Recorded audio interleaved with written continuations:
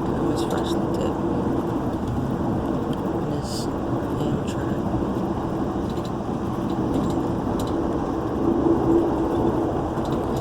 Just checking in with you guys. I'll let you know my destination when I arrive. See you in a minute.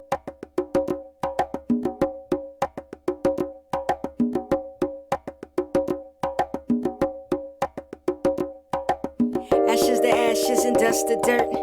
From life to death, nigga, we work. Chasing after dreams. Some sold and some demand. Okay, folks, so I checked in with you while I was on the train taking this little trip downstate. So I'm in Albany, New York. Nothing big. Work trip. Not a freshly dipped trip, but a work trip. In between that, I am working on some freshly dipped business because we got some big things coming in December to carry us into 2019. Big things. But as you know, we're pretty quiet. We dropped this YouTube channel to talk about, give people a look into what we do. Still getting used to being on camera, but it is what it is. Order some food, waiting for the food to be delivered to my hotel. Gonna chill out, get ready for tomorrow. Hopefully this food is good. If it's not good, you'll hear about it. I figured I'd give this mukbang thing a try. So I got some garlic Parmesan wings, just 6 wings. I already ate one. So I got like 4.5 left. Some onion rings, they're kind of Of course, celery, carrots, blue cheese, raspberry Pure Life from this spot. Golden Gray. So what we gonna talk about? I'm chilling, man. Real talk, I'm hungry. The best thing here is the vegetables.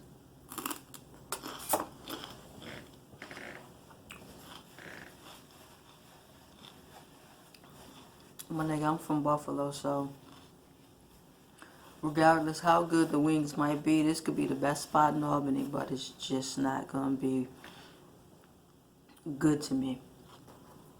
So, what can we talk about? Today is Tuesday, November 6th, Election Day. I'm not a super political person, but best believe, in between going into the office this morning and getting on that train to head downstate to Albany, I found the time to go vote. I was just texting with Warhol. He just voted after he closed up the store for the evening. You got to do it. We're in a serious situation. We look at it like this. We are minority business owners currently in a system that really doesn't want us to be business owners. And the things that we're trying to do, the moves we're trying to make, any given day under this current political structure, it could all get shut down. That's real talk.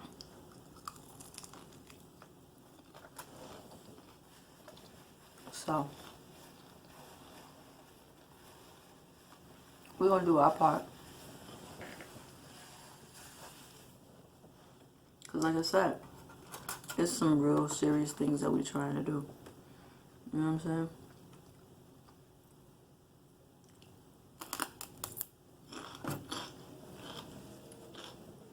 I'm hungry, so this is not going to be no dainty mukbang.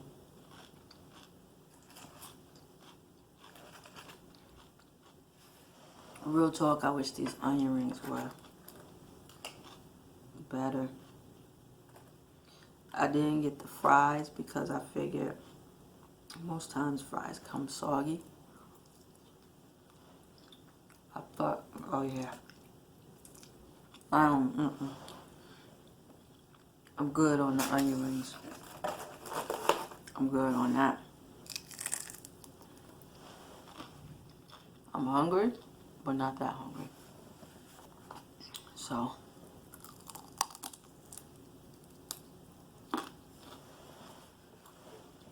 you've been following our YouTube channel, we got a few videos up. We kind of fast forwarded you guys through the first half of this year, leading you up to our 10-year anniversary.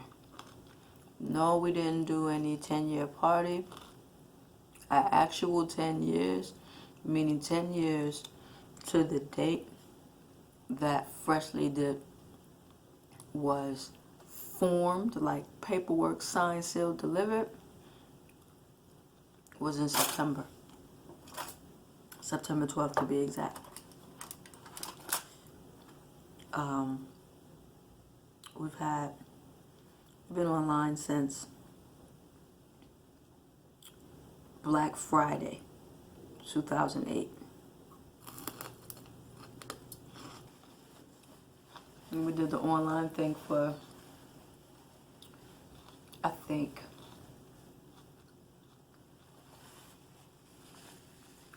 4 years. 4 years. And then leading into the holiday season, 2012. Following a discussion between Warhol and I about where should we open our first store, we decided to test the market out in Niagara Falls, New York, in the Niagara Fashion Outlets. So what we did was we did a little kiosk. So we did a kiosk, holiday season, October, November, December, January. And not only were we shocked by the response, listen, the mall manager, the leasing manager was shocked by the response. So, you know, they did the mall tricks because we were a kiosk. So, we're going to put you guys over here. You know, they ask you, what's your demographic? Where do you think you want to be? We told them, yo, this is our demographic. We should be right by Nike, right by, you know, all of these stores, Levi, you know what I mean? Our demographic, the Pumas, all of the spots, all the sneaker spots and everything. And then, you know, they see us. We were heavy on the accessories and dope tees and hats that complement the footwear or vice versa. That was our thinking. They said, nah, we're going to put you over here between Calvin Klein and Anne Klein. We were like, you know what? We're hustlers. We'll make it do what it do. Killed it.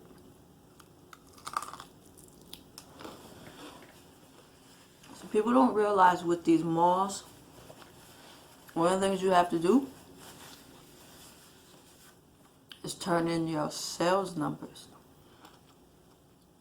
And every month, you report your sales numbers, at least at this particular mall. This particular parent company who owns a lot of malls throughout the United States. Won't say who they are. You have to turn in your sales numbers every month.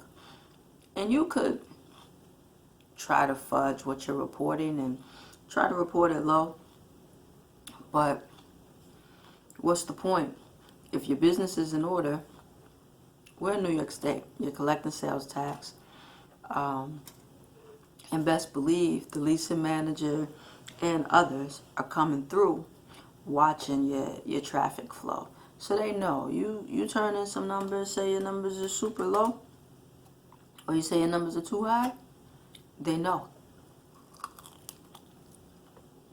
And so what they do is based on the numbers that you're reporting,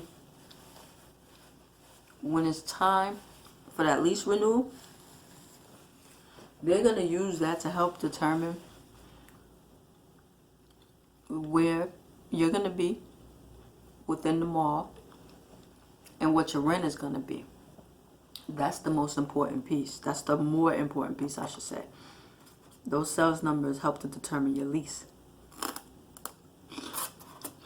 and whether or not they believe that you're a good fit for that mall.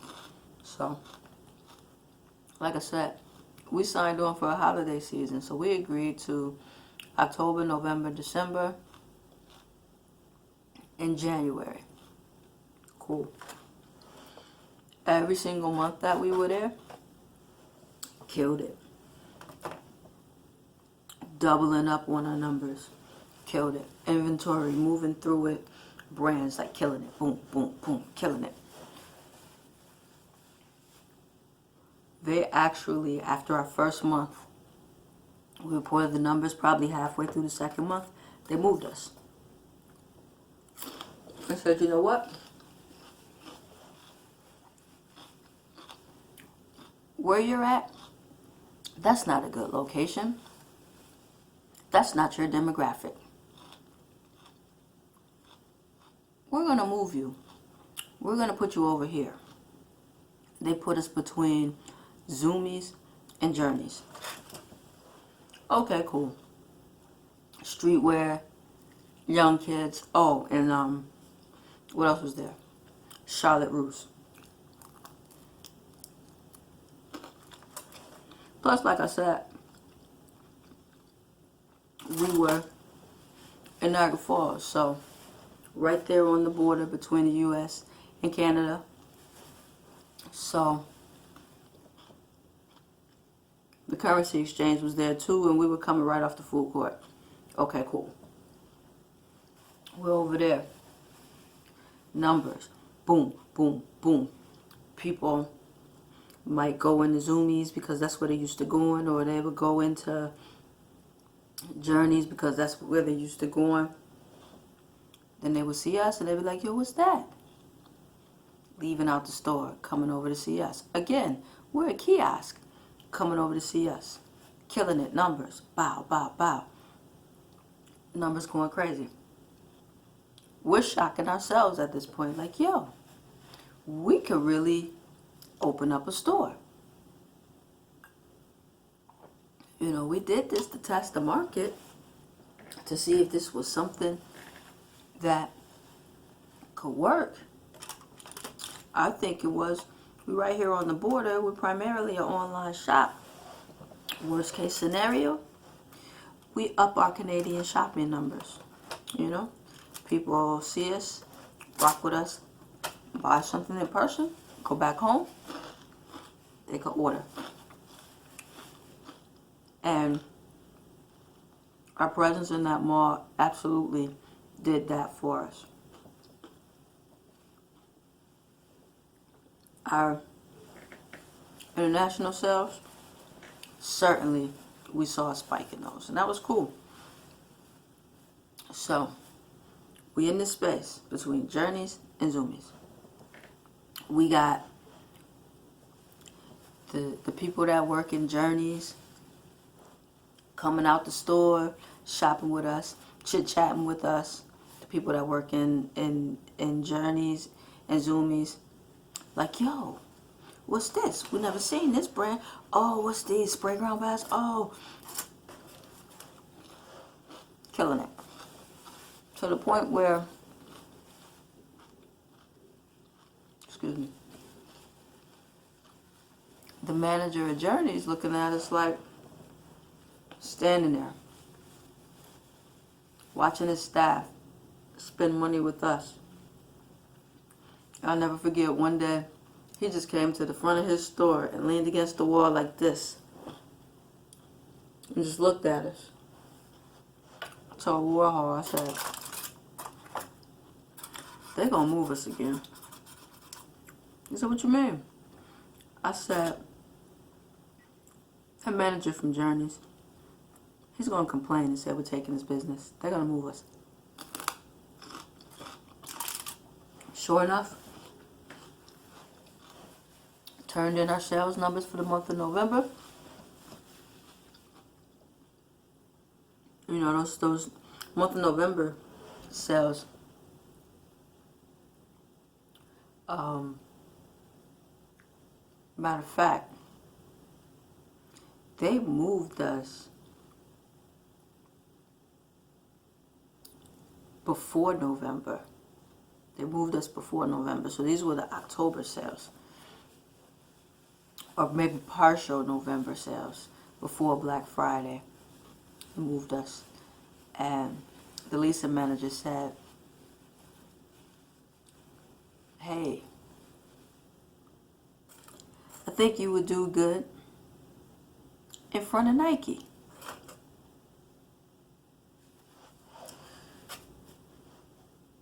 Now, if you remember, we told him that when we got there, when he asked us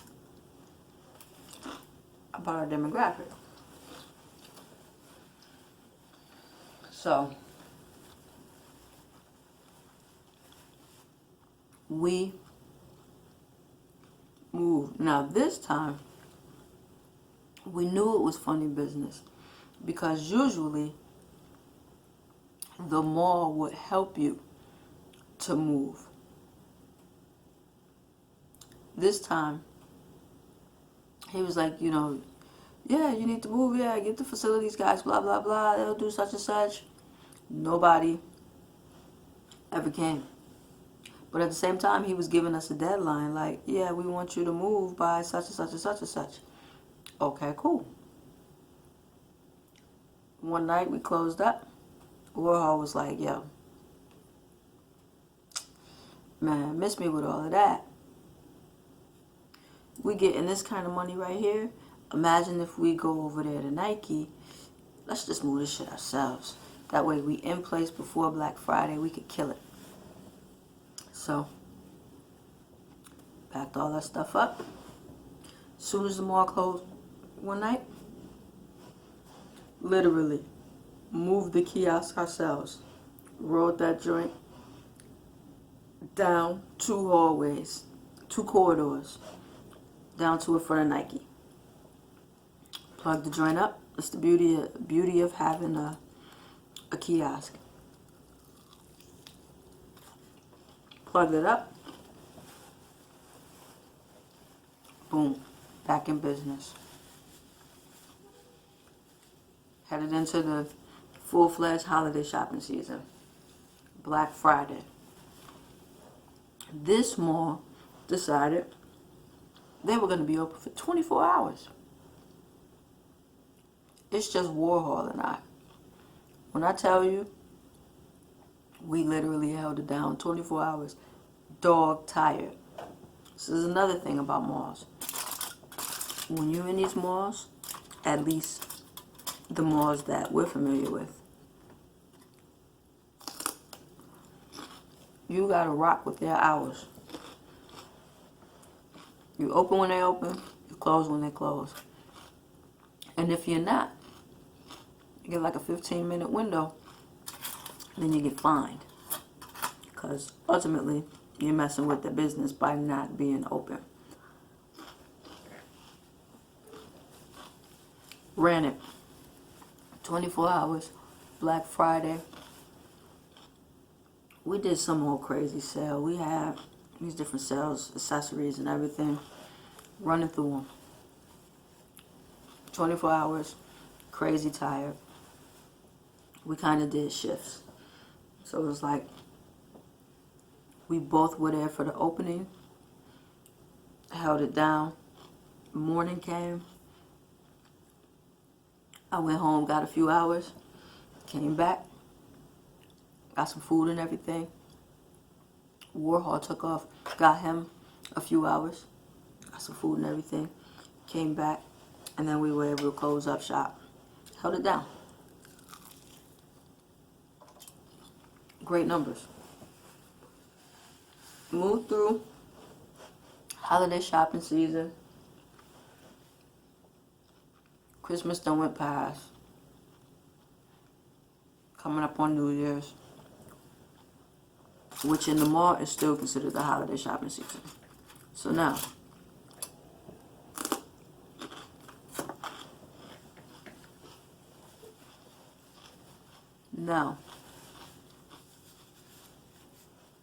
remember I told you, our lease was a holiday lease.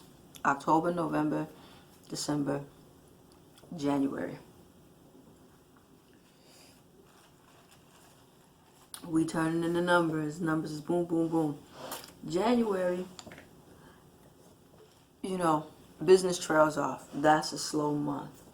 October and January are the slowest retail months. I'm giving you guys some gems right now.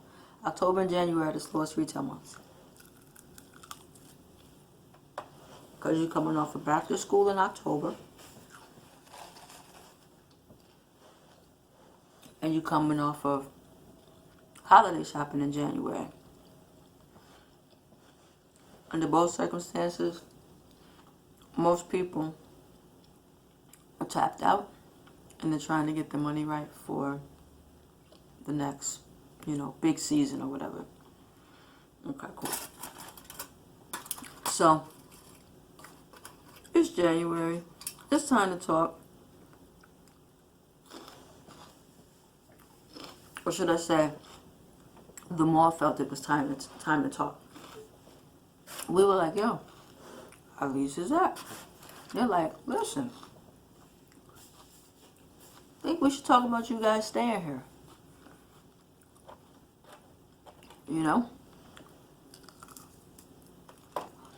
Look at your sales numbers. You guys seem to be doing pretty good. We moved you around a couple times. Your sales kept going up and up and up. So, we like to offer you a 1-year lease. Now, we weren't talking storefront. We didn't want a storefront. Zero interest in that. In the mall, the storefront stuff, not at all what was part of the vision for our brand. So, they offer us the lease. The lease. Let me say this first. Holiday seasons in the malls, the leases, they tend to offer you like package deals. So between February and September, you know what I mean? It's like month to month.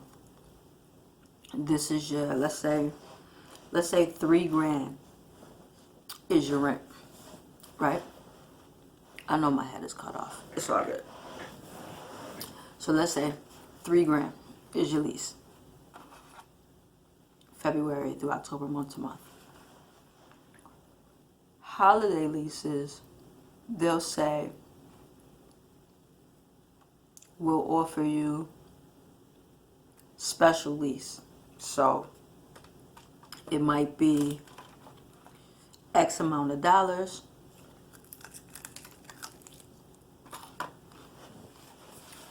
Let's say it's $12,000 for the 4-month period. October, November, December, January. Right? Okay. So then you take that. Your October and your January are going to be your low months. So your October and your January might be, let's say, $2,000. Because they know it's going to be slow retail-wise. So let's say it's $2,000 each month. So that's 4 of your 12. So that means your November and your December is going to be $4,000 a piece. Right? Okay, cool. Because they expect your numbers to be able to handle that. You're going to do sales numbers. So now we're past all of that. Now we're talking regular lease. We've gone through the holiday season.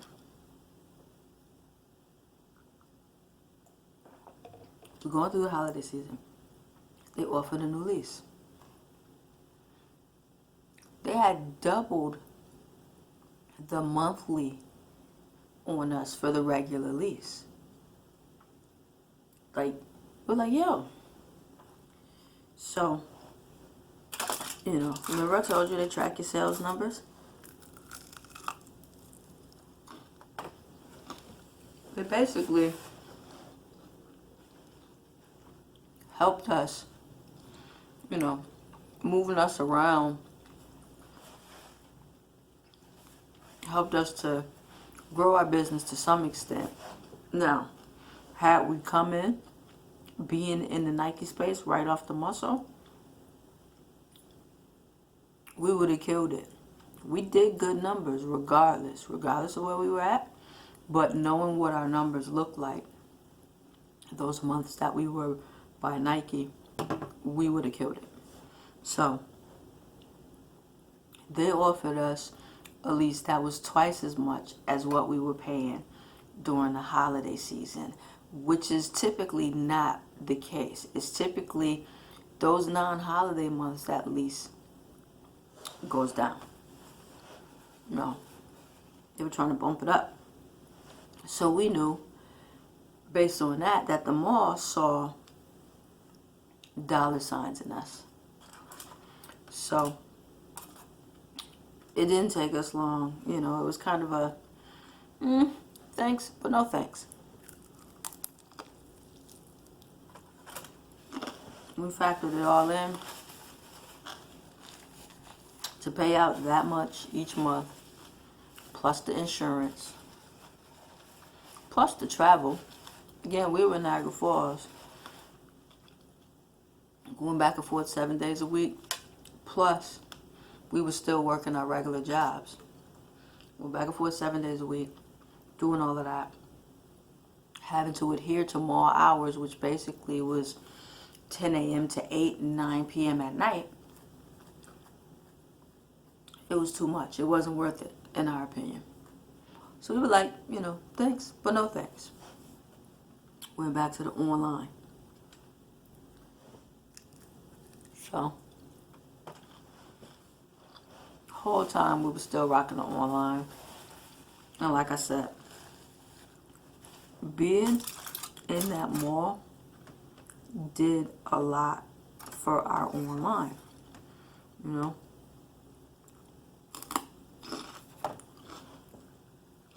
During that same time was when Instagram really came on the scene. And it was cool. You know what I mean? It was cool. So we were able to really build our business using social media and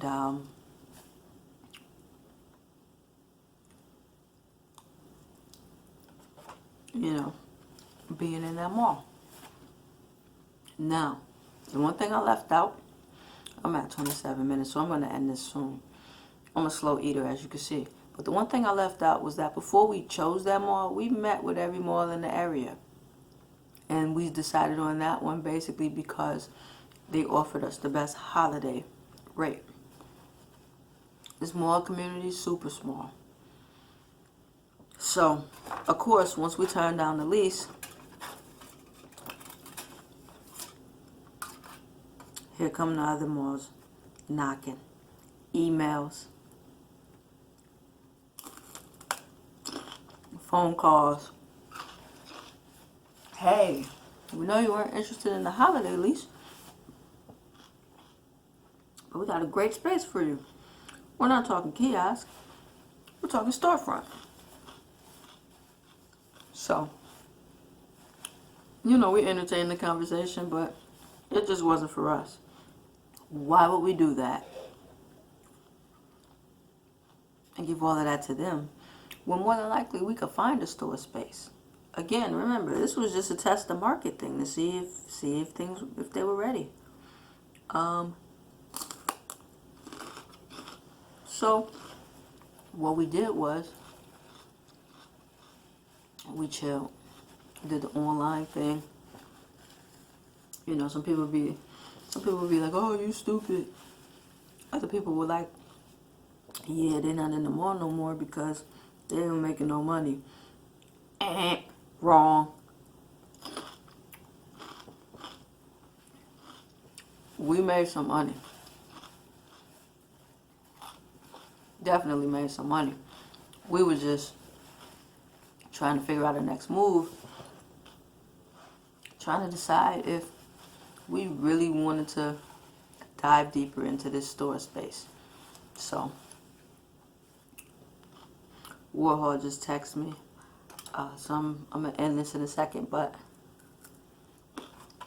I'm gonna come back next video and I'll tell you where we went from there.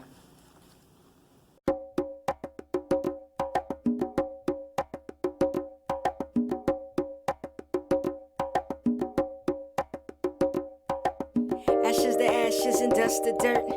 From life to death, nigga, we work, chasing after dreams. Some sold and some imagine, either act upon them things or think back on what happened. Everybody claim they get the money. My circle's small, cause the world are kinda funny to me. Now, I ain't never wanted all, but how's a girl supposed to live when she done lived out her dreams in the early 20s? See, the struggle is the world will tell you at your age. And then the closest people to you turn them numbers into stages. Me, I guess by now I should've had a couple kids, but my God was thinking different, so I had a couple cribs, couple businesses. And now the world is freshly dipped. It used to be them sunny days was made to blow them checks.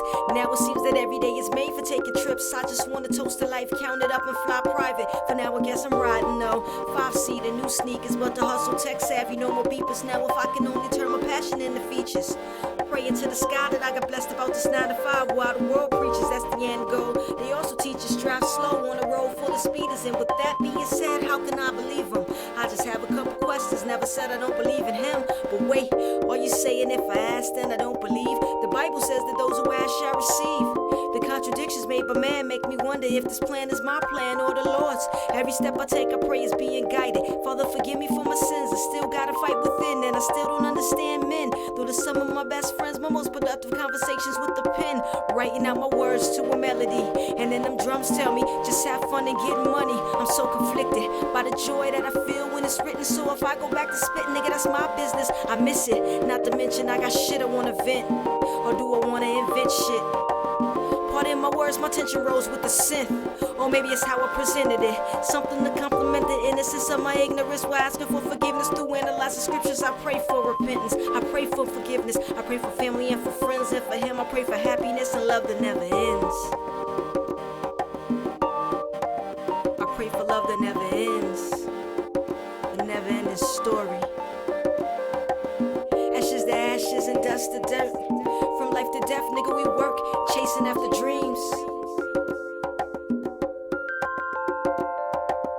Ashes to ashes and dust to dirt. From life to death, nigga, we work, chasing after dreams. Never ending story.